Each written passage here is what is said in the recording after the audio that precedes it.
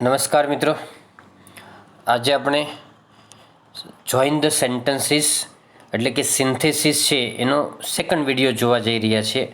First video છે એમાં આપણે આગળ 1 થી 14 નિયમો સુધી કરાવ્યા હતા અને 9 થી 12ની અંદર બધાની અંદર આ સંયોજકો કામ લાગશે તમને, બરાબર.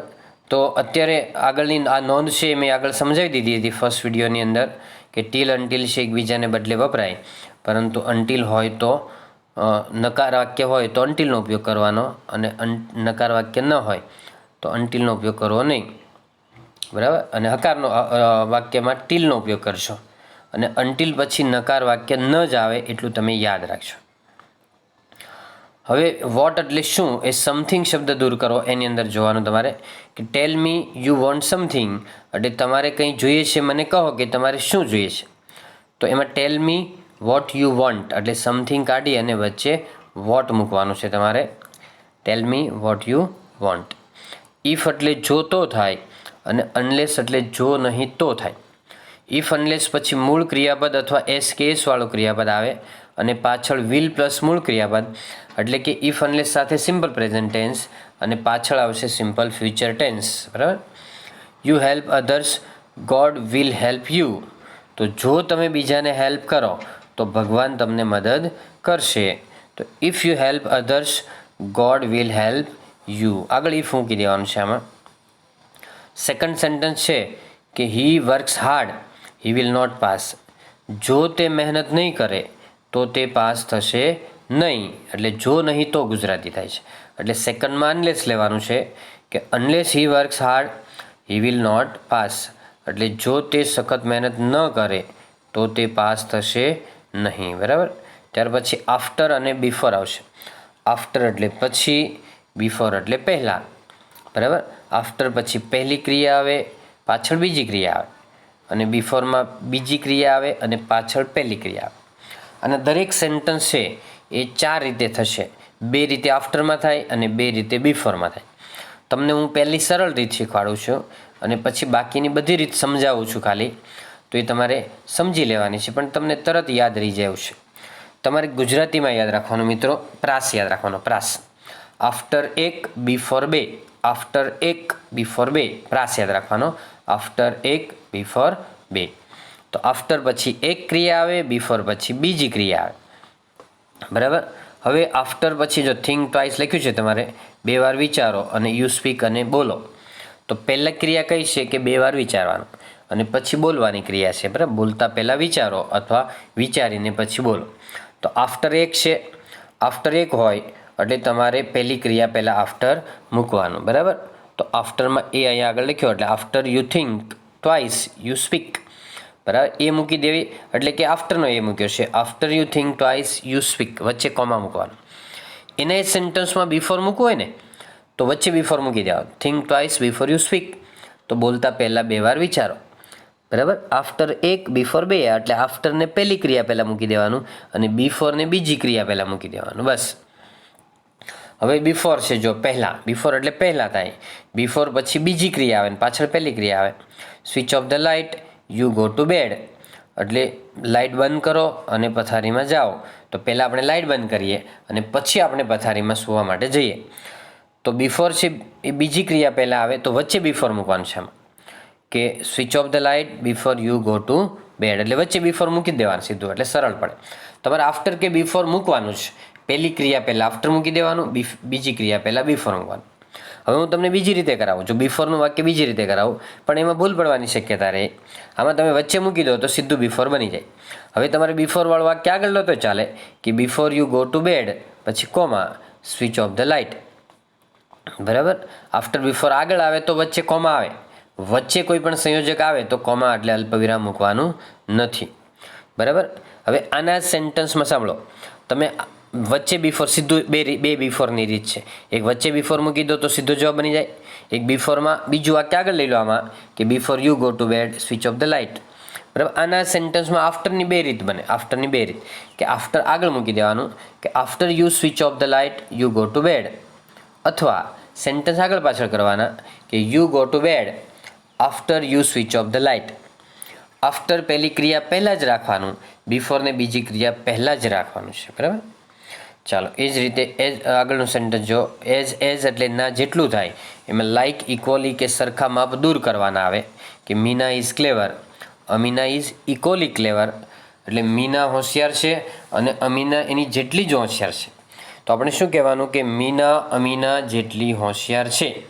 તો Meena is as clever as Amina છે. અમીના છે, કમીના નથી. કેવી ના છે? અમીના છે. ઓકે, તો Meena is as clever as Amina.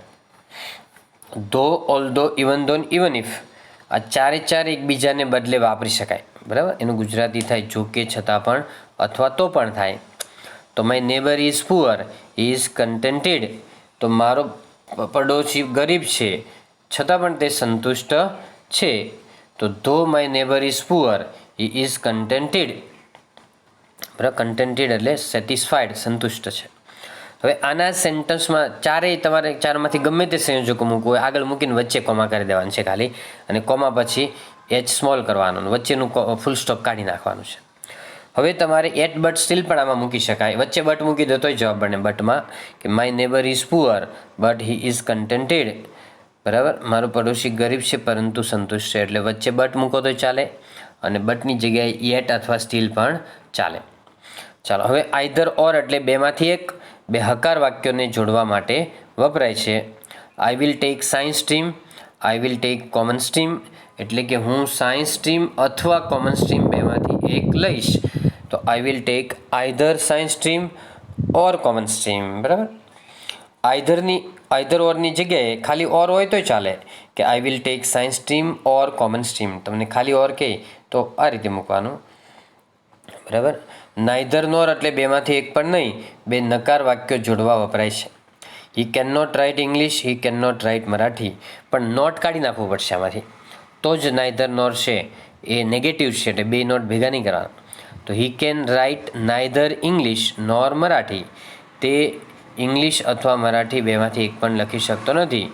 તો he can write neither English nor Marathi. બરાબર, તો નાઈધર નોરમાં ન આવડે તો તમે આઈધર ઓરમાં પૂછ્યું હોય તો આઈધર ઓરમાં પણ બની શકે આ રીતે, કે he can not write either English or Marathi.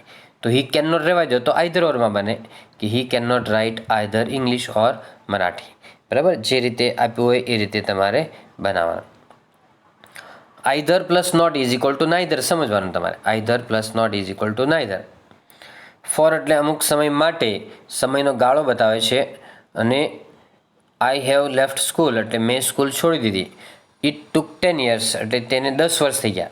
તો મેં 10 વર્ષથી સ્કૂલ છોડી દીધી છે એમ કહેવાય. તો I have left school four 10 years. બરાબર, ફોર 10 years. ફોરના 4-5 ઉપયોગ આવે.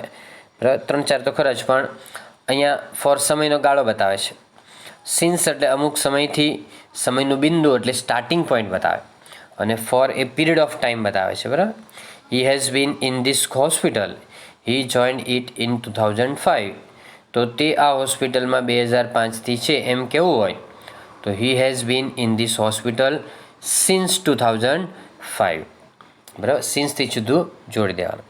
ત્યાર પછી કેટલાક વાક્યો આ રીતે આવશે કે રીઝન આપ્યું હોય તો વાયથી વાક્ય જોડવાનું, પ્લેસ એટલે સ્થળ આપ્યું હોય તો વેરથી વાક્ય જોડવાનું, ટાઈમ આપ્યું હોય તો વેનથી વાક્ય જોડવાનું, નોટ ઓનલી હોય તો બટ ઓલ્સોથી જોડવાનું, બોથ હોય તો એન્ડથી જોડવાનું, સો કે સચ હોય તો ધેટથી જોડવાનું. સચમાં એઝ પણ આવશે, પણ સચ એઝ છે ને એ 11-12માં આવશે. બરાબર, 9-10માં નહીં આવે.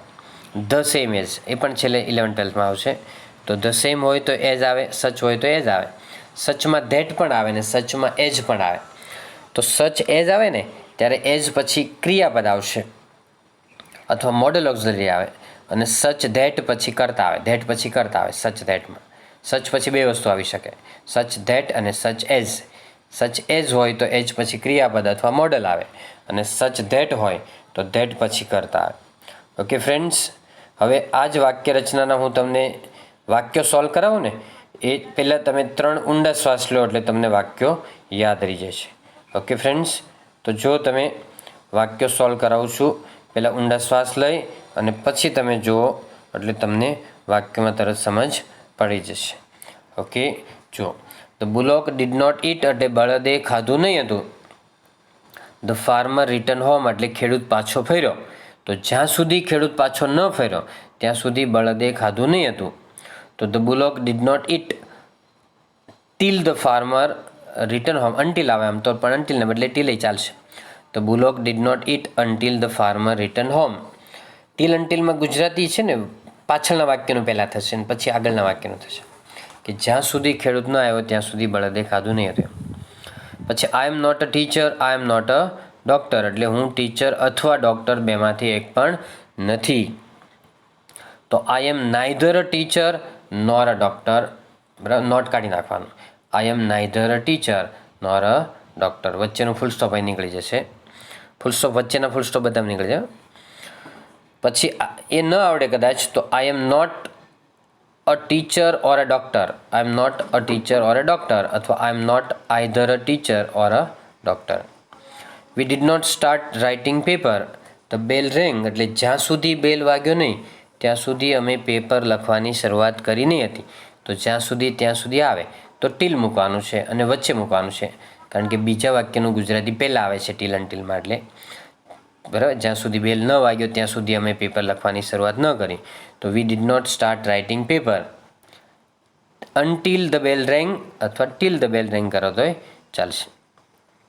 You work hard you will get success, જો તમે સખત મહેનત કરો તો તમને સફળતા મળે. તો જો તો ગુજરાતી આવે તો if you work hard you will get success. આગળ ઇફ મૂકવાનું, વચ્ચે કોમા કરવાનું અને કોમા પછીનો અક્ષર સ્મોલ કરવાનો. He will take tea, he will take coffee, તો તે ચા અથવા કોફી બેમાંથી એક લેશે. તો he will take tea or coffee, અથવા he will take either tea or coffee. You wear mask you will be fine, mask પહેરો નહીતર તમને દંડ કરવામાં આવશે, સજા કરવામાં આવશે. બરાબર, તો you wear mask otherwise you will be fine, નહીતર હોય ને તો અધરવાઇઝ આવે વચ્ચે. જો અધરવાઇઝને બદલે તમે ઓર વાપરો તો ચાલે, કે you wear mask otherwise or you will be fine, or કે અધરવાઇઝ બેમાંથી ગમે તે મૂકશો તો ચાલશે. Meena is rich she is not happy, એટલે મીના પૈસાદાર છે પરંતુ ખુશ નથી, સુખી નથી. તો Meena is rich but she is not happy. બરાબર, બટ એટ સ્ટીલ વચ્ચે ગમે તે મૂકો તો ચાલે. અને એના એ સેન્ટેન્સમાં જો આગળ મૂકવું હોય તો ધો ઓલ્ધોમાંથી ગમે તે મૂકો તો ચાલે. બરાબર, Rahul is tall Rupesh is tall, તો આપણે એમ કહીએ કે રાહુલ અને રૂપેશ બંને ઊંચા છે. તો Rahul and Rupesh are tall, are કરવું પડશે. Rahul and Rupesh are tall. એને બીજી રીતે પણ કહેવાય કે not only Rahul but also Rupesh is tall. તો એમાં પાછળનું ક્રિયાપદ એઝ ઇટ ઇઝ મૂકી દેવાનું, કે not only Rahul but also Rupesh is tall, એમાં ઇઝ આવે. બોથમાં આર આવે છે, જોજો, both Rahul and Rupesh are tall. પછી I don't know the reason he told a lie, મને કારણ ન ખબર પડી કે તેણે શા માટે જૂઠું કહ્યું હતું. રીઝનમાં 100% વાય જ આવે, કારણ છે એટલે. તો I don't know the reason why he told a lie. બરાબર, રીઝન રહેવા દો તોય ચાલે અને રીઝન કાઢી નાખશો તોય ચાલશે.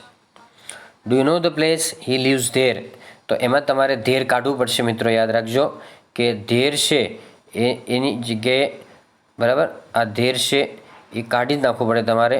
અને ધેર, હિયર, સમવેર એવા શબ્દો કાઢીને વચ્ચે વેર મૂકવાનું. કે do you know the place where he leaves, એટલે શું કર્યું, વચ્ચે વેર મૂક્યું અને છેલ્લેથી ધેર કાઢી નાખ્યું છે. અને પ્રશ્નચિહ્ન છે ને એને છેલ્લે લઈ જવાનું છે. Do you know the place where he leaves અને છેલ્લે પ્રશ્નચિહ્ન. ઓકે, પછી આગળ છે સ્પ્રિંગ ઇઝ ધ ટાઈમ, એટલે વસંત ઋતુ એક સમય છે. ફ્લાવર્સ બ્લોસમ ધેન, એટલે ફૂલો એ વખતે ખીલે છે. તો ધેન કાઢીને વચ્ચે વેન મૂકવાનું છે, કે spring is the time when flowers blossom, વસંત ઋતુ એક સમય છે કે જ્યારે ફૂલો ખીલે છે. ધેન કાઢીને વચ્ચે વેન મૂકો, વચ્ચેથી ફૂલ સ્ટોપ અને કેપિટલ કાઢીને સ્મોલ કરી દેવાનું, બસ. He is very intelligent he can pass easily, તે ખૂબ બુદ્ધિશાળી છે, તે સરળતાથી પાસ થઈ શકે છે. તો હી ઇઝ વેરી ઇન્ટેલિજન્ટ, બરાબર, સો હી કેન પાસ ઇઝીલી, તે બુદ્ધિશાળી છે તેથી તે સરળતાથી પાસ થઈ શકે છે. બરાબર, હી is very intelligent so he can pass easily. અથવા બીજી રીતે થાય કે he is so intelligent that he can pass easily. Very કાઢીને ત્યાં સો મૂકવાનું અને ફર્સ્ટ સેન્ટેન્સ પૂરું થાય ત્યાં ધેટ મૂકવાનું. તો he is so intelligent that he can pass easily. Okay friends, તો આ સેકન્ડ વિડીયો છે. હજુ આવા 2 વિડીયો આવશે. તો એક 9-10 માટે છે એક વિડીયો આવશે અને 11-12 માટે 2 આવશે. એટલે આ વિડીયો છે જો એટલે તમને એકદમ ગ્રીપ સારામાં સારી આવી જશે સિન્થેસિસની અંદર મિત્રો. થોડોક ટાઈમ સ્પેર કરવો પડે તમારે, બરાબર, પણ તમને ખૂબ સારી પ્રેક્ટિસ મળશે. ઓકે ફ્રેન્ડ્સ, તો today that's all. Happy learning, happy sharing. વિડીયોને લાઇક કરો, શેર કરો અને ચેનલને સબસ્ક્રાઈબ કરો.